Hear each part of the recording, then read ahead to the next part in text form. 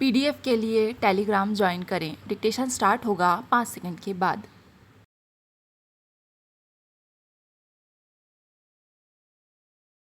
महोदय, प्रवासी भारतीयों के बारे में चर्चा पिछले कुछ वर्षों से देश में बढ़ी है।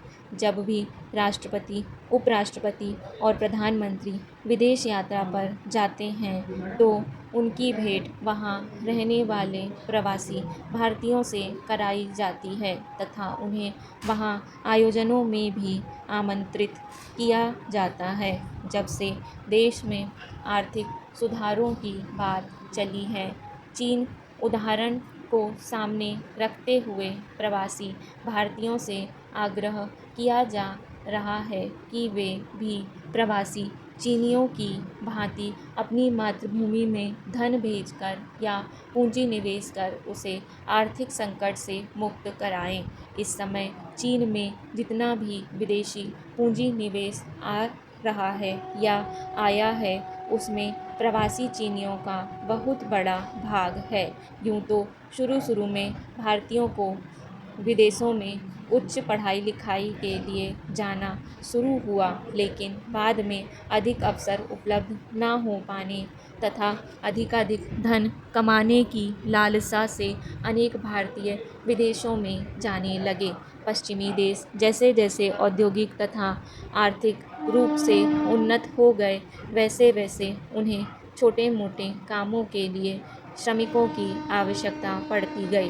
भारत जैसे देशों से जाने वाले ये प्रवासी उन कामों में खपते गए और अपनी मेहनत तथा ईमानदारी से उन्होंने वहाँ अपने पाँव जमाने शुरू कर दिए।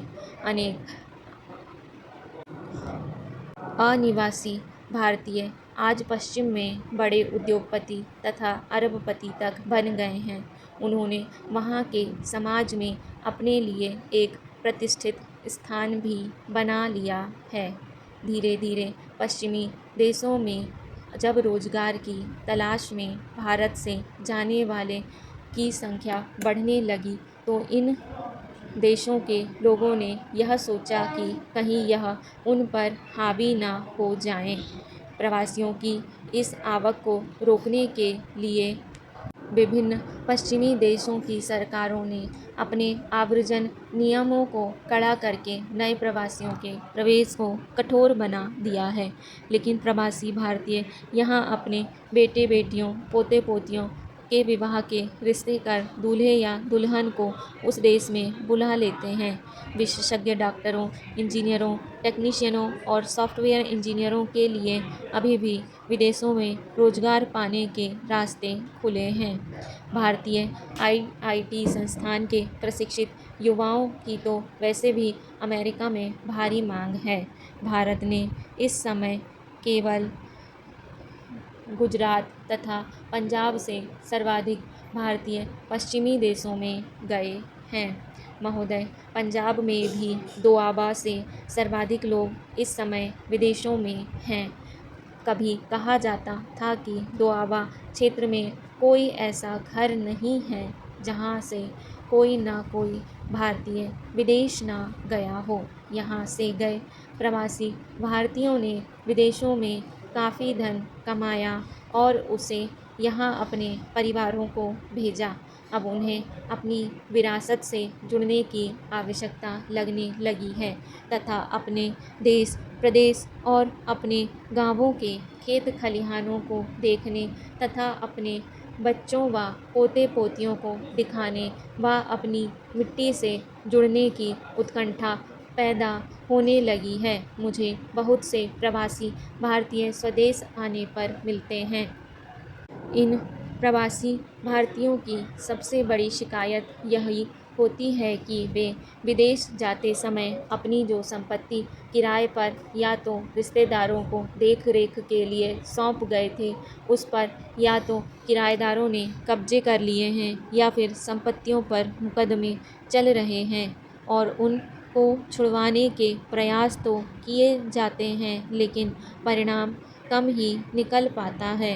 जब से नई सरकार सत्ता में आई है, तब से पुलिस भी मानवाधिकारों के उल्लंघन के आरोपों के भय के कारण ऐसे मामलों में हस्तक्षेप नहीं करती। इसके बाद मुकदमेबाजी का ही मार्ग रह जाता है, जिसमें बहुत समय लगता है। अब पिछले दिनों राज्य सरकार ने प्रवासियों की कृषि भूमि पर अवैध कब्जे हटाने के लिए एक नया कानून बनाया है। यह कितना प्रभावी होता है, अभी देखना बाकी है। इन प्रवासियों की दूसरी सबसे बड़ी शिकायत यह है कि जैसे ही वे दिल्ली हवाई अड्डे पर विमान से उतरते हैं तो अपने शहरों और गांवों को जाने के लिए उन्हें दिल्ली में बस या ट्रेन पकड़ने के लिए प्रतीक्षा करनी पड़ती है।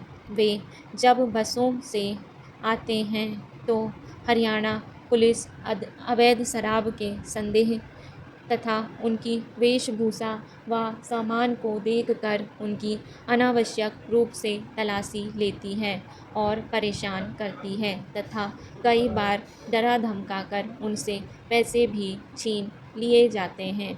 ये प्रवासी जब ट्रेनों से आते हैं तो भी पुलिस उन्हें तंग करती है। इसी प्रकार टैक्सी वालों द्वारा भी इनके साथ प्रायः दुर्व्यवहार किए जाने की घटनाएं सुनने को मिलती हैं। इस प्रकार की घटनाओं को रोकने के लिए आवश्यक है कि दोआबा में एक हवाई अड्डा बनाया जाए। सभापति महोदय, सार्वजनिक वितरण प्रणाली ने जनसाधारण को कुछ सहायता पहुंचाने तथा कीमतों के उतार चढ़ाव पर संतुलित प्रभाव डालने में विगत 4 दशकों से महत्वपूर्ण भूमिका निभाई है। सूखे तथा अन्य प्राकृतिक आपदाओं में समय में यह प्रणाली विशेष सहायक सिद्ध हुई है। जब राज्य सरकारों तथा केंद्र शासित प्रदेशों के प्रशासन ने संकटग्रस्त लोगों को सार्वजनिक वितरण प्रणाली के माध्यम से आवश्यक वस्तुएं उपलब्ध कराने में सराहनीय कार्य किया है। वस्तुओं की पहुंच तथा उपलब्धता, ये 2 पहलू एक प्रभावी सार्वजनिक वितरण प्रणाली के लिए बहुत ही महत्वपूर्ण हैं। प्रायः यह देखा गया है कि सार्वजनिक वितरण प्रणाली की वस्तुएं हमारे देश के उन दूरस्थ स्थानों पर प्रभावी रूप में नहीं पहुंच पाती, जहां पर भारी संख्या में गरीब लोग रहते हैं। शहरी क्षेत्रों में जनसंख्या के कुछ वर्गों जैसे अव्यवस्थित आवासीय क्षेत्रों में रहने वाले लोगों तथा निर्माण कार्य में लगे श्रमिकों के लिए भी अपेक्षाकृत और बेहतर तरीके से खाने पीने की वस्तुओं को जुटाने की आवश्यकता है। मेरी राय है कि सूखाग्रस्त क्षेत्र कार्यक्रम, मरुस्थल विकास कार्यक्रम के अधीन सभी खंडों तथा समन्वित जनजातीय विकास परियोजनाओं के अधीन क्षेत्रों को एक पुनर्व्यवस्थित और अधिक प्रभावी सार्वजनिक वितरण प्रणाली उपलब्ध कराने हेतु विशेष ध्यान देने के लिए चुना जाना चाहिए। डिक्टेशन पसंद आए तो वीडियो को लाइक तथा चैनल को सब्सक्राइब ज़रूर करें। धन्यवाद।